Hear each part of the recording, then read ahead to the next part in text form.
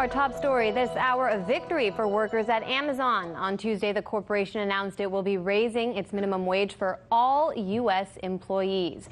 Starting November 1st, Amazon workers nationwide will be making $15 an hour. 250,000 full-time, part-time, seasonal, and temp employees will all see their wages increase.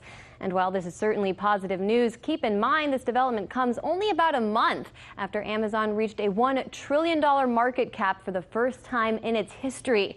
As of this morning, Amazon's market value is listed at $977.6 billion. Apple is currently the only publicly traded company valued at over $1 trillion. What's more, Amazon CEO Jeff Bezos may be throwing a bone to his workers today, but keep in mind he is the richest man in modern history. This past July, his worth was tallied to be $150 billion, yes, with a B, dollars. If Bezos was paid this new $15 minimum wage granted to his workers who actually make the company run, he'd have to work 10 billion hours to amass that fortune. What's more, multiple reports have found that Amazon employees are forced to work under terrible conditions. A Guardian report published in July documented multiple cases of workers left homeless or under financial duress after they were injured while working at an Amazon warehouse. An undercover report in the UK found Amazon employees are pressured to skip bathroom breaks in order to keep up productivity. Some delivery workers even defecate and urinate in their cars in order to deliver 200 packages a day. These are just a few examples of how workers at Amazon are struggling. While announcing the minimum wage hike, Bezos declared, quote, "We listened to our critics, thought hard about what we wanted to do, and decided we want to lead. We're excited about this change and encourage our competitors and other large employers to join us." With Amazon in question earlier today, I spoke to Professor Richard Wolff, co-founder of Democracy at Work. I started by asking him for his thoughts on this statement from Vermont Senator Bernie Sanders.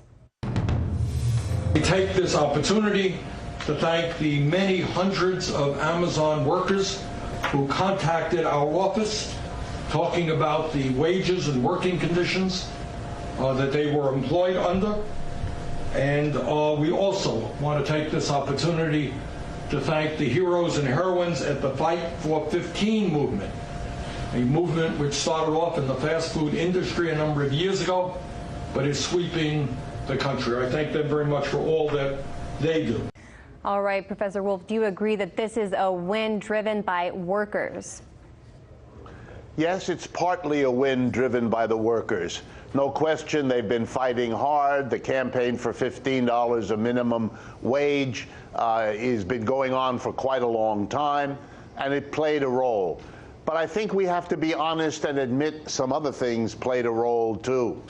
Christmas season is coming up, and the abysmal wages paid by Amazon were leading significant numbers of their workers to go find jobs someplace else now that retail jobs in the country are beginning to pay more as the local companies compete for workers, since there isn't that many empty jobs and workers looking for them available. So they're partly under pressure to survive the Christmas season. I'm particularly incensed by Mr. Bezos to suggest that this is the generosity or the response to criticism.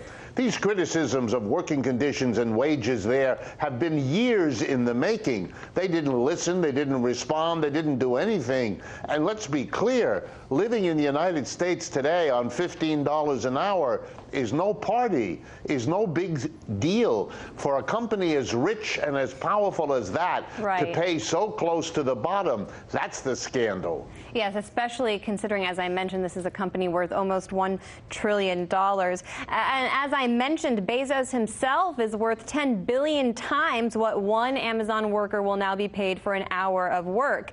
Is he responsible for the company's exorbitant value, or are his workers?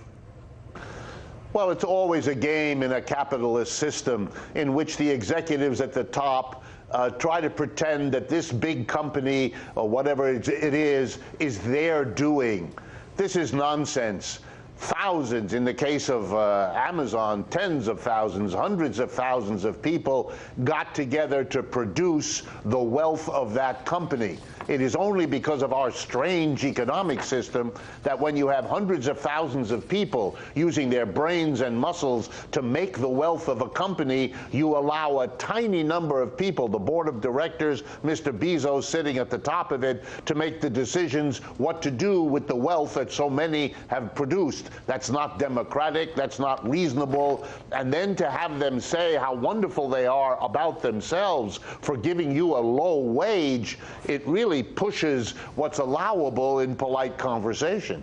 Yeah, I was just watching one of the corporate networks, which I won't name, and they, of course, had the spokesperson for Amazon, who also happens to be a former White House spokesperson, on to come and chat and just say, you know, how great of a move this was for Amazon and how they're doing it out of the goodness of their hearts. But as you say, and as I know, $15 an hour isn't even still a livable wage, but it's still pushed as the primary goal of worker advancement much of the time. How can we take that struggle a step further? What solutions would you recommend be put in place so that wealth produced by workers is enjoyed by workers?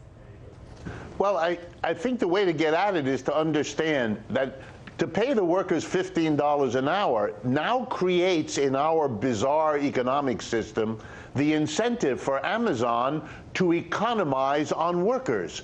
A machine that replaces workers that might not have paid when you paid the worker $12 or $11 an hour now becomes attractive to Walmart if you have to pay workers $15 an hour. Workers can expect more pressure to work harder so they can do more with fewer workers when they have to pay them $15. It's almost as though the system says, stay with your low wages, because if you force us to give you higher wages, you create the incentive for us to take away the job from you altogether. I mean, it's a bizarre arrangement in which people's lives are adjusted for the profit of a company rather than what ought to be the case, that you adjust the company and the production to serve people's lives.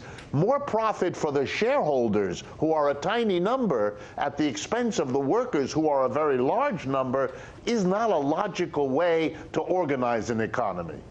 Well, in just about 30 seconds, tell us how you'd organize it. For me, I take democracy seriously. And in democracy, if you're affected by a decision, you have a role to play in it. The workers are affected by these decisions. They should have a role. They should be part of the decision-making process. Who gets paid, how much, for what? And that's not done in our system, and that's the biggest problem. Yes, something tells me they wouldn't opt to pay Bezos $150 billion. Never happened.